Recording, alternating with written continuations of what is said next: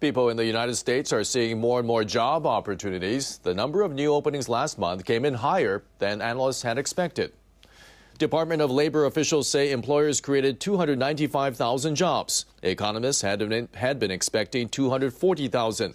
Americans saw more than 200,000 new openings for the 12th month in a row. The unemployment rate came down 0.2 of a point. It came in at 5.5%.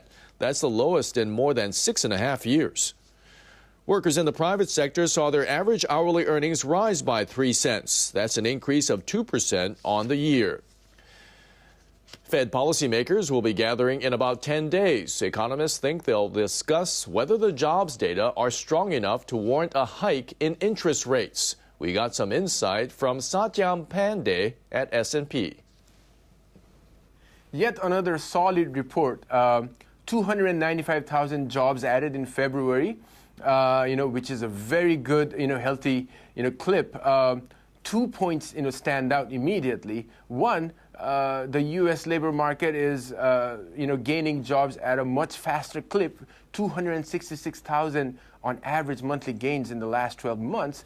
And secondly, it's a broad-based, jobs gain, but at the same time, we're not, seeing any wage gains, coming in. We've been stuck at this 2% wage gains, during this recovery, and we do believe that, it's only a matter of time that the wage bargaining power is going to shift towards the workers. We've already started to see, some of the indicators such as the quit numbers, the workers who are voluntarily leaving their jobs to find another job, go up to the pre-recession levels. So with these numbers coming in and at this fast clip of hiring, we do expect the wage gains to go, upwards towards 3% by the end of the year. We heard what the chairwoman, Janet Yellen said in her testimony, where she actually came out pretty positive about the economic health of the U.S. Even more than the last FOMC statement.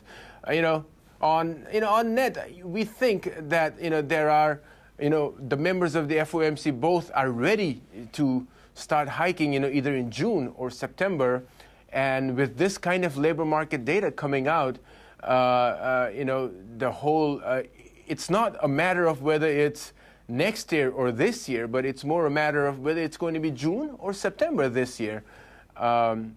We think that the Fed funds rate will reach 1.25% by the year end. They could, skip a beat or two, but it's all data dependent, like the Fed says.